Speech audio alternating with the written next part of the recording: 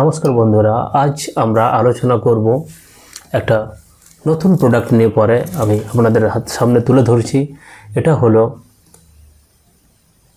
ইয়ারা ভিটা বোরট্যাক। এটা ইয়ারা কোম্পানির তৈরি করা এক বহু প্রচলিত ওষুধ।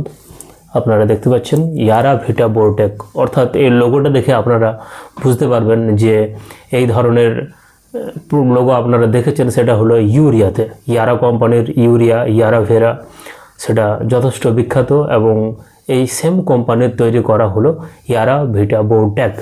এবং আমরা জানবো যে এর কাজ কি এবং এটা আমরা কি পারপাসে ইউজ করতে পারি।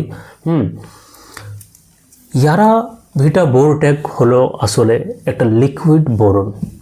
এর কাজ কি? নর্মাল বোরনের সঙ্গে এর কি পার্থক্য? আমরা নর্মাল বোরন যেটা বোরন 25% বোরন 20% যেটা ইউজ করি তার থেকে এর কার্যকরী ক্ষমতা কতটা বেশি। যখন ফিল্ডে আমরা প্রয়োগ করি বোরন 20% 30 গ্রাম প্রতি 100 লিটারের ট্যাঙ্কিতে, তার যেটা রেজাল্ট এবং এটা যখন প্রয়োগ করি 30 ml প্রতি ট্যাঙ্কিতে, তার সঙ্গে কি পার্থক্য হয়? বোরনের কাজ আমরা জানি, এ পাতা খুলতে সাহায্য করে, পাতার সবুজাভ ভাব আনতে সাহায্য করে, ফলের সাইজ আসে, ফলকে সুন্দর করে, ফুল জালি লাগতে সাহায্য করে, বহু রকমের কাজ। এই বোরনটা আপনারা যদি প্রয়োগ করেন এটা কিন্তু ওই ডাস্ট বোরনের থেকেও অধিকতর কাজ বেশি করে এবং শক্তিশালী।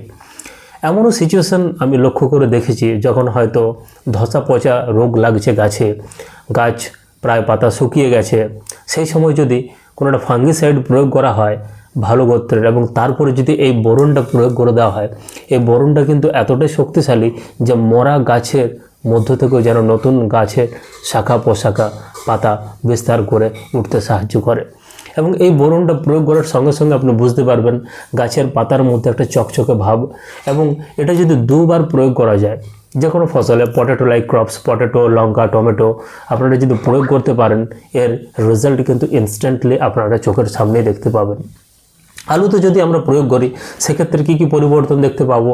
সেক্ষেত্রে আমরা দেখতে পাবো যে আলুর যে ছালটা সেটা পুরু হচ্ছে, খুব সুন্দরভাবে গঠিত হচ্ছে।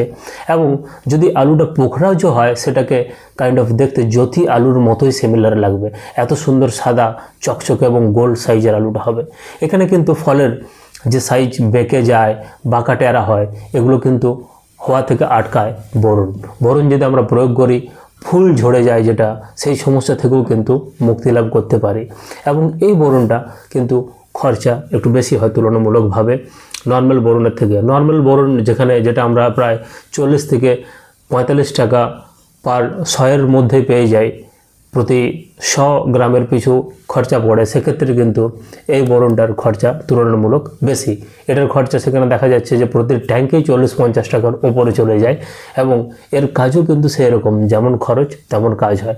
আপনারা যদি প্রয়োগ করে থাকেন অবশ্যই আপনারা জানবেন, যারা প্রয়োগ করেন না এখন পর্যন্ত তারা ওই ডাস্ট বোরনের জায়গাতে একবার এই বোরনটা প্রয়োগ করে দেখুন, আপনারাই নিজেদের চোখে দেখতে পাবেন যে কি সুন্দর রেজাল্ট এবং এর কি পরিবর্তন হয় পড়ার পরে গাছে, সেটা কিন্তু লক্ষ্য করতে পারবেন।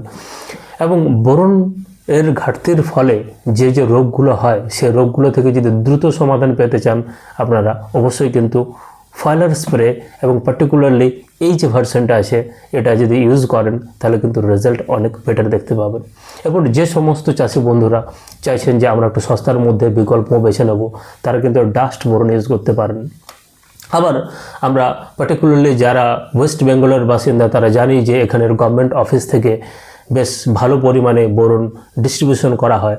তো আপনারা যদি আপনাদের খরচ বাঁচাতে চান, সাশ্রয় করতে চান, আপনারা নিকটবর্তী এডিও অফিসে গিয়ে পরে বোরনের প্যাকেট চেয়ে নিতে পারেন এবং সেই বোরন 25 থেকে 30 গ্রাম করে আরামসে ইউজ করতে পারেন এবং তাতেও কিন্তু আপনারা রেজাল্ট পাবেন। যে সমস্ত চাষিরা আর্থিকভাবে পিছিয়ে আছেন তাদের জন্য কিন্তু এটা একটা দারুণ সমাধান। আপনি যে কোনো একটা গাছ নিয়ে যাবেন এবং সেখানে গিয়ে বলবেন যে স্যার আমার জমিতে এই সমস্যা, আমাকে প্লিজ একটু বোরন দিন, কারণ আমি ভিটামিন প্রয়োগ করতে পারিনি। এবং এই মাইক্রোনিউট্রিয়েন্ট জমিতে পড়লে কিন্তু আপনার গাছের ফলন বাড়বে এবং গাছের বৃদ্ধি দেখতে পাবেন। নমস্কার, আজকের মতো।